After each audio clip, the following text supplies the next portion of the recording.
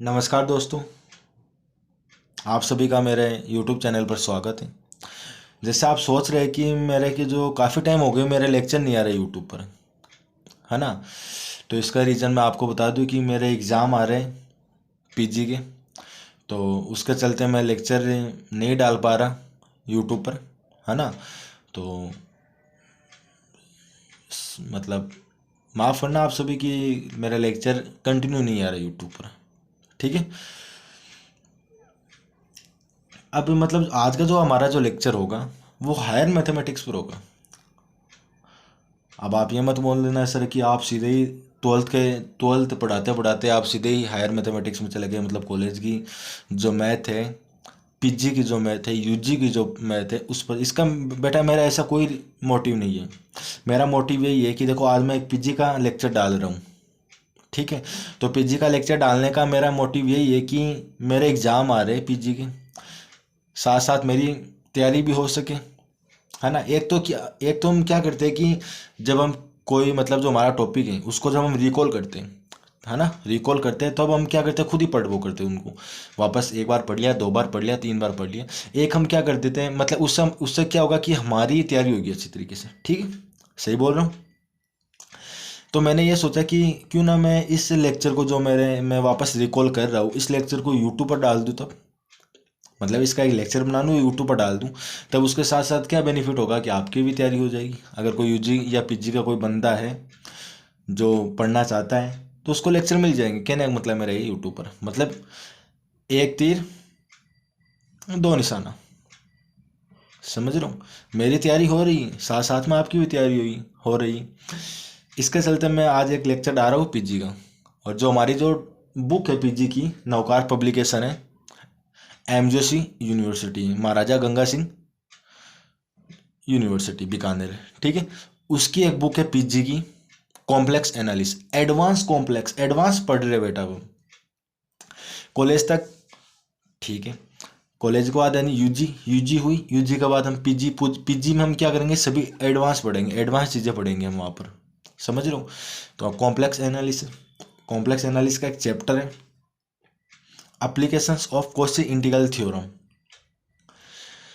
ठीक है। कॉशी बेटा बहुत मतलब वैज्ञानिक थे कॉशी, उनका बहुत बड़ा रोल है कॉम्प्लेक्स एनालिस में।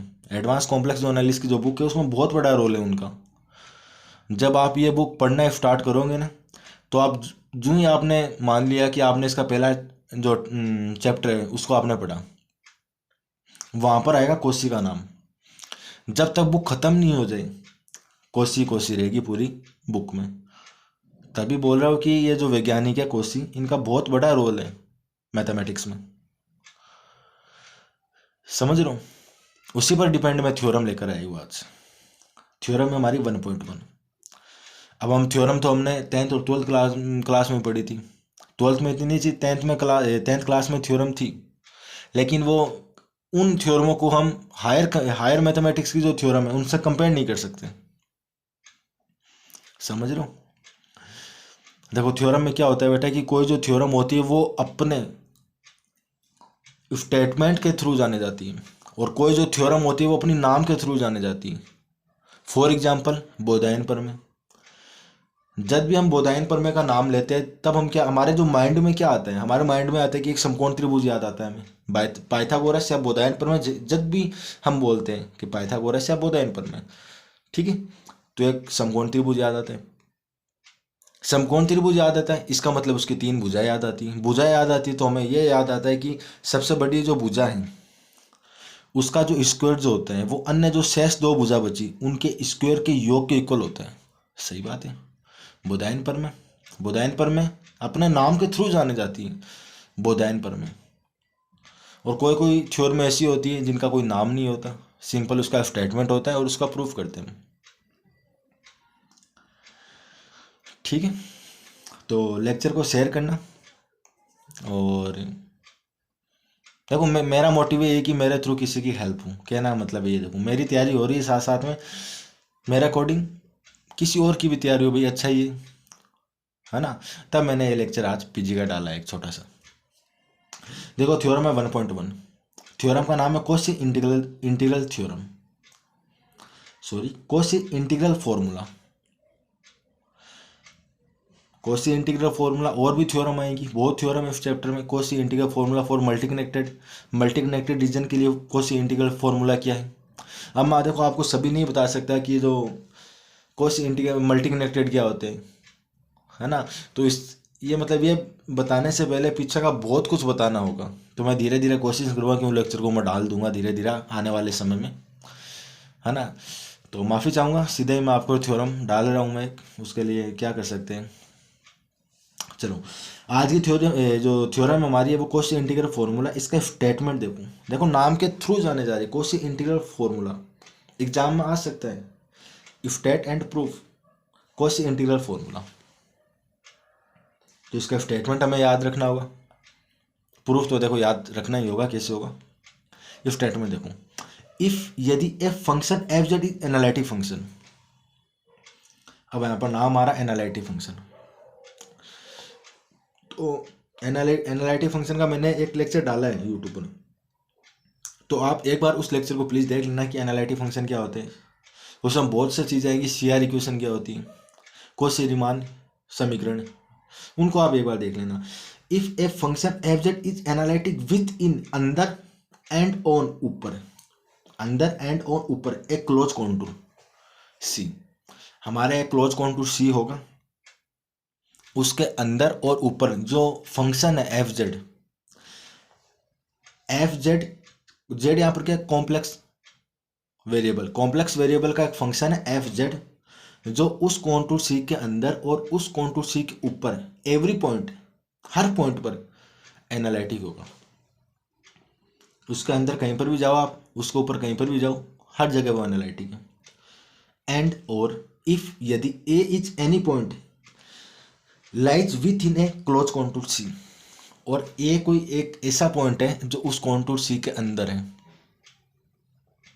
देन तब F Z upon Z minus A का जो इंटीग्रल होगा कहाँ पर होगा, क्लोज कॉन्टूर सी पर, उसका जो इंटीग्रल होगा वो हमेशा इक्वल होगा 2 पाई आयोटा एफ ए के। ठीक है, इस पर डिपेंड हम थ्योरम, ये जो एग्जाम्पल है वो भी मैं आने वाले लेक्चर में डाल दूंगा कॉची इंटीग्रल फॉर्मूला पर, कि जब हम किसी इंटीग्रल जब हम प्रूफ करते हैं तो कॉची इंटीग्रल फॉर्मूला के अनुसार उसको कैसे प्रूफ किया जाता है, उसका सीधा ही आंसर आएगा बेटा 2 पाई आयोटा एफ एफ, हम याद कर लेंगे उसको। ठीक है, धीरे धीरे मतलब आने वाले लेक्चर में मैं सब कुछ बता दूंगा आपको। एक बार आप एडजस्ट करो, पीछे वाला मैंने बहुत बहुत कुछ चीज़ें नहीं बताई अभी तक, मैं सीधा ही थ्योरम पर आ रहा हूँ, मजबूर हूँ, क्या करूँ। ठीक है, अब सबसे पहले मैं एक बार यहाँ पर क्लोज कॉन्टूर के बारे में आपको बता देता हूँ। इस फंक्शन का जो डायग्राम है उसको एक बार रफली मैं समझाने की कोशिश कर रहा हूँ, तो थोड़ा ध्यान से देखना। देखो क्या दिया हुआ, देखो क्लोज, क्लोज यानी होता बंद, क्लोज कर, क्लोज कॉन्टूर का मतलब होता बंद पथ, यानी वो जो पथ है वो कटा हुआ नहीं है, बंद एकदम, इसको ये होता है बेटा क्लोज कॉन्टूर सी। समझ लो, मतलब ये जो वक्र मैंने खींचा है कटा हुआ नहीं है, इसके अंदर जितने भी पॉइंट है, इसके अंदर जितने भी पॉइंट है, every point at each point, her point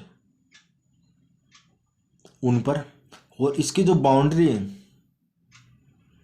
ये जो बाउंड्री है यहाँ पर जो फंक्शन है कॉम्प्लेक्स वेरिएबल का, वो क्या है, एनालिटिक है, एनालिटिक है, समझ लो। और इसके अंदर एक पॉइंट हमें ऐसा दिया हुआ है, ए पॉइंट दिया हुआ है जो हमें, वो इसके अंदर लाइज कर रहा है, इस कॉन्टूर क्लोज कॉन्टूर सी के अंदर है। देन तब हमें यह प्रूफ करना होगा कि F Z upon Z minus A का इंटीग्रल क्लोज कॉन्टूर सी पर हमेशा बराबर होता है 2 पाई आयोटा एफ ए के। आए समझो। चलो इसका प्रूफ देखते हैं, प्रूफ किस तरीके से होंगे, आ जाते हैं। देखो प्रूफ, देखो मैंने क्या लिखा है, let C be a close contour, C आपको दिख रहा है, ये मेरा क्या है, close contour, and function F Z is analytic within and on a close contour C, जो फंक्शन है वो इसके अंदर और ऊपर हर जगह वो क्या एनालिटिक है। फिलहाल वो एनालिटिक है जब तक मैंने इस सर्कल को ड्रॉ नहीं किया। मान लो कि मैंने सर्कल को ड्रॉ नहीं किया है, तब तक वो जो फंक्शन है हमारा कॉम्प्लेक्स वेरिएबल का, वो इस कॉन्टूर के ऊपर और इस कॉन्टूर के अंदर हर पॉइंट पर वो एनालिटिक है। ऐसा कोई भी पॉइंट नहीं है जहाँ पर वो एनालिटिक नहीं है। ठीक है। अब जो हमें जो पॉइंट दिया हुआ था ए, जो उस क्लोज कॉन्टूर के अंदर लाइज कर रहा था, उस क्लोज कॉन्टूर सी के अंदर था, उसके चारों तरफ मैं क्या कर रहा हूँ, एक सर्कल को ड्रॉ कर रहा हूँ। उस जो सर्कल है उस सर्कल की मैं रेडियस ले रहा हूँ स्मॉल आर, उसका सेंटर तो ए है ही, और सर्कल को मैं नाम दे रहा हूँ लैम्डा। जो भी मैंने सर्कल को ड्रॉ किया उस सर्कल को मैं नाम दे रहा हूँ लैम्डा, और उसके अंदर सॉरी उस ए पॉइंट के चारों तरफ मैं एक सर्कल को ड्रॉ कर रहा हूँ। देखो, let draw a circle lambda, lambda एक सर्कल है of radius R, R radius के एक सर्कल को ड्रॉ कर रहा हूँ विथ सेंटर जेड बराबर ए, उसका जो सेंटर है वो जेड बराबर ए इनसाइड सी, सी के अंदर, सी के अंदर।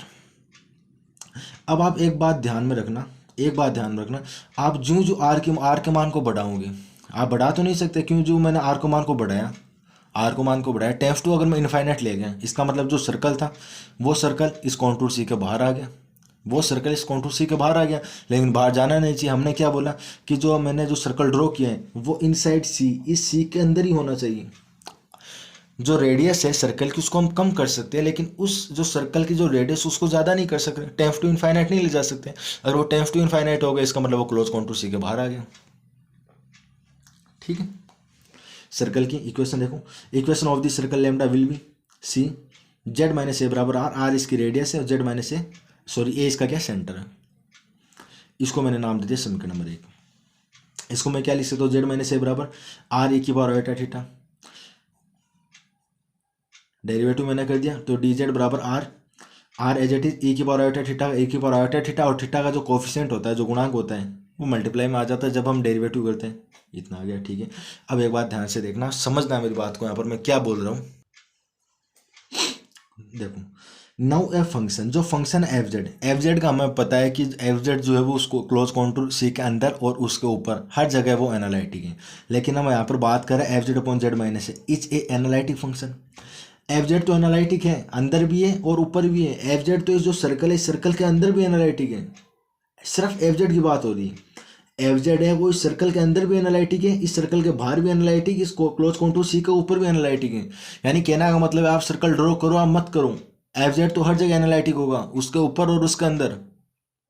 लेकिन जेड माइनस ए पूरा देखो एक बार, F Z upon Z minus A, Z minus A ये एनालिटिक नहीं होगा। कहाँ पर नहीं होगा, F Z upon Z minus A ये पूरा एनालिटिक नहीं होगा बेटा। कहाँ पर एनालिटिक नहीं होगा, जेड बराबर ए पॉइंट पर, क्योंकि जेड बराबर ए पॉइंट पर जो पूरा जो फंक्शन है वो अनडिफाइंड है, इनफाइनाइट की तरफ टेंस टू इनफाइनाइट हो जाएगा वो। अगर मैं इसमें जेड बराबर ए रख दूँ तो पूरा फंक्शन इनफाइनाइट की तरफ जाएगा, वहाँ पर जाकर के अनडिफाइंड। समझ लो, तो मैं बता रहा हूँ, देखो F Z upon Z minus A is a analytic function in the region, इस क्षेत्र में बाउंडेड बाई लैम्डा एंड सी।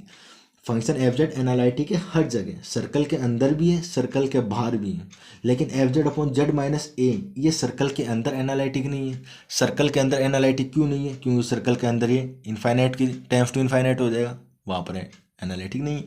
इसका मतलब एफ जेड अपॉन जो जेड माइनस ए वो कहाँ पर एनालिटिक है, क्लोज कॉन्टूर सी के अंदर और सर्कल के बाहर, इस एरिया में जो मैंने डिनोट किया यहाँ पर, इस एरिया में हमारा क्या है, एनालिटिक है, ये मैंने लिखा है। अब देखो, using Cauchy theorem for multi connected region, भैया वापस वही काम आ गई, Cauchy theorem for multi connected region. ये फर्स्ट चैप्टर की थ्योरम है कि मल्टी कनेक्टेड रीजन के लिए कॉची थ्योरम क्या होती है, मल्टी कनेक्टेड क्या होता है। देखो, मल्टी कनेक्ट को मैं थोड़ा सा बताना चाहता हूँ कि मल्टी कनेक्टेड क्या होता है। एक क्लोज कॉन्टूर सी, इस क्लोज कॉन्टूर सी के अंदर जो खड्डे होते हैं, जो पेजेज होते हैं, देखो पेजेज है इसके अंदर है, इसका मतलब multi connected region, multi connected है, ये मल्टी कनेक्टेड है। और ये सिर्फ ऐसे होता, इसके अंदर कोई पेजेज नहीं है, इसके अंदर कोई भी पेजेज नहीं है, इसका मतलब ये क्या है, सिंपली कनेक्टेड, इसका मतलब ये क्या है, सिंपली कनेक्टेड। और जो कॉची की जो थ्योरम थी मल्टी कनेक्टेड के लिए, वो थ्योरम ये बोलती है कि पूरे जो कॉन्टूर है सी उस पर किया गया जो इंटीग्रल है वो बराबर होता है, वो बराबर होता है उसके अंदर जो पेजेज है उस पर किया गया इंटीग्रल के। समझ रहे हो, उसके अंदर लैम्डा ही तो है, लैम्डा क्या सर्कल है, ये पूरा क्लोज कॉन्टूर है, इस पर किया गया इंटीग्रल बराबर होगा इस लेमडा पर किया गया integral F Z upon Z minus A D Z. मान लो समीकरण नंबर 1 दे दिया, सॉरी समीकरण नंबर 1 दिया यहाँ पर, इसको मैं समीकरण नंबर, बेटा यहाँ पर मैंने दे दिया पहले से समीकरण नंबर 1, कोई दिक्कत नहीं। चलो आगे देखो, अब मैं क्या कर देता हूँ, F Z upon Z minus A C पर किया गया इंटीग्रल बराबर होगा लेमडा। अब इसमें मैंने एक टर्म जोड़ी एक टर्म माइनस की, तो lambda F upon Z minus A मैंने इस पर जोड़ दिया, लेमडा एफ है अपॉन जेड माइनस ए मैंने इस पर माइनस कर दिया, कोई फर्क नहीं पड़ेगा, एज इट इज कैंसिल होकर वापस वो के वही आ जाएंगे। ये देखो, अब मैं क्या कर रहा हूँ, इस टर्म और इस टर्म को एक साथ ले लेता हूँ, दोनों को एक साथ ले लिया, ये एज इट इज यहाँ पर लिख दी, समीकरण नंबर 2 इसको दे दिया, ठीक है। अब हम क्या करेंगे, मैं इसको कैलकुलेट कर रहा हूँ कि ये कितना आएगा। मैंने लिखा now we calculate the integral the second integral of equation 2। Now we calculate, हम कैलकुलेट करेंगे second integral of the equation 2। जो RHS है, RHS है उसकी जो सेकंड इंटीग्रल है तो इसको हम कैलकुलेट करेंगे। तो देखो लेमडा एफ है upon Z minus A D Z बराबर, एफ है बाहर आएगा, एफ है बाहर आ गया, ठीक है, lambda 1 upon Z minus A D Z. अब जेड माइनस ए क्या है, जेड माइनस वो सर्कल है, उस सर्कल की इक्वेशन है जेड माइनस ए जो हमने क्लोज कॉन्टूर सी के अंदर ड्रॉ किया था, है ना। चलो आ जाते हैं, देखो एफ है अपॉन जेड माइनस ए बराबर, एफ है बाहर आ गया, लेमडा हमारा कर्व है 1 अपॉन जेड माइनस ए को मैं इक्वेशन फर्स्ट से क्या लिख सकता हूँ, आर ई की power iota theta, R E की पावर आयोटा थीटा लिख दिया, और डी जेड मैंने निकाला है सब कुछ पीछे, वो मैंने यहाँ पर लिख दिया, और डी थीटा। देखो आर से आर कैंसिल, ई की पावर आयोटा थीटा से ई की पावर आयोटा थीटा, आयोटा बाहर आ गया और एफ है बाहर है ये, तो आयोटा एफ है, और डी थीटा ये क्या होगा। अब जो सर्कल है, सर्कल क्या होता है, बंद जो पथ होता है और उसकी जो लिमिट होती है वो 0 to पाई होती है, 0 to पाई होती है। तो इसको मैं ये भी लिख सकता हूँ कि आयोटा बाहर आ गया, एफ आ गया 0 to पाई डी थीटा का derivative theta upper limit minus lower limit 2 पाई आ जाएगा, तो आयोटा एफ है डॉट 2 पाई, तो बाहर आकर क्या होगा 2 पाई आयोटा एफ है, समीकरण नंबर 3।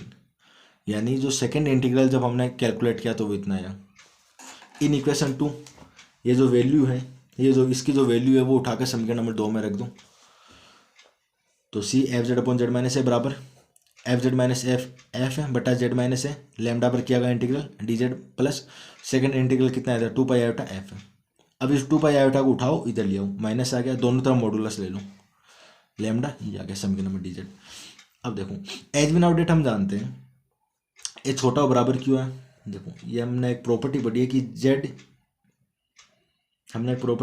Z1 माइनस Z2 का जब मोड हो तो हम इसको लिख सकते हैं Z1 का मोड माइनस का Z2 का मोड। कॉम्प्लेक्स एनालिसिस में पढ़ी है हमने, जो हमारा बुक थी यूजी की, उसमें हमने पढ़ी थी कि जब हम दो वेरिएबल हैं उनको माइनस करके उसका मोड लो, या उन दोनों वेरिएबल के अलग अलग लेकर उसको मोड लो, या तो वो बराबर होंगे या फिर वो छोटे होंगे, या तो वो बराबर होंगे या फिर वो छोटे होंगे, ठीक है।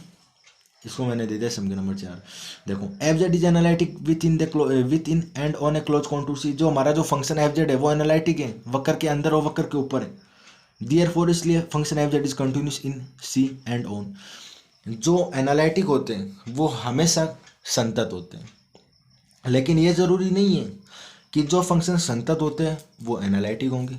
इसकी कोई नहीं बोल सकते कि जो संतत होंगे वो हमेशा एनालिटिक होंगे, लेकिन हम ये बोल सकते हैं कि जो एनालिटिक होंगे वो हमेशा संतत होंगे, ठीक है।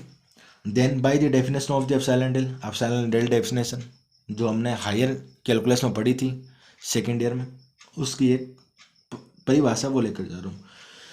For given epsilon greater than 0 के लिए such that delta greater than 0 then less than 0 इस प्रकार से मिल जाए, ग्रेटर देन बेटा मिल जाएगा कि जेड माइनस ए का जो मोड होगा वो छोटा हुआ डेल से, F Z minus F A का मोड वो छोटा हुआ एप्सिलॉन से। इसका मतलब इसकी जगह मैं क्या लिख सकता हूँ, एप्सिलॉन लिख सकता हूँ।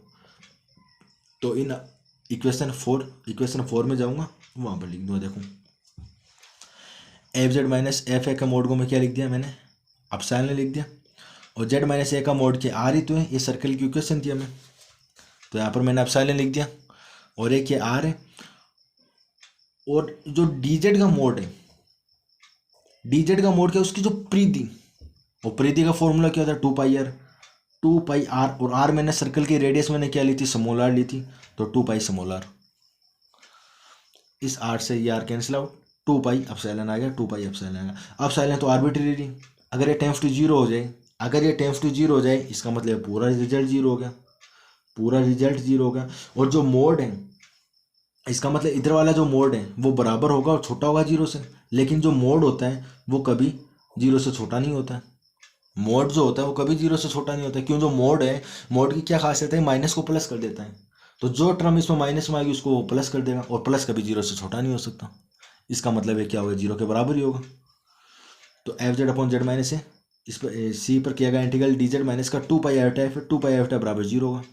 बेटा यहाँ पर थोड़ा ध्यान से देखना कि ये कभी जीरो से छोटा नहीं हो सकता, क्यों, अब साइलेंट टेंड्स टू जीरो हो गया तो पूरा जीरो हो गया। अगर पूरा जीरो हो गया तो मोड का मान क्या हुआ है, तो छोटा आया या बराबर आया, लेकिन मोड का मान कभी छोटा हो नहीं सकता जीरो से। इसका मतलब ये क्या होगा, बराबर होगा, बराबर होगा। तो ये जो माइनस की जो टर्म है इधर आ गई, F Z upon Z minus D Z 2 pi R, ये हमें प्रूफ करना था, यही हमें प्रूफ करना था। ये थी हमारी कोसे इंटीग्रल फॉर्मूला। आने वाले लेक्चर में हम पढ़ेंगे Cauchy integral formula for multi connected region. Multi connected region के लिए कोसी इंटीग्रल फॉर्मूला क्या है, डेरिवेटिव के लिए कोसी इंटीग्रल फॉर्मूला क्या है, एंड डेरिवेटिव के लिए कोसी इंटीग्रल फॉर्मूला क्या है, Morera's theorem, Cauchy inequality, Liouville's theorem, Taylor series, Laurent series. बेटा बहुत थ्योरम, भरी बढ़िया कॉम्प्लेक्स एनालिसिस थ्योरमों से, है ना। तो देखना, थोड़ा सा कोशिश की है मैंने, ठीक है। बहुत बहुत धन्यवाद, शुक्रिया।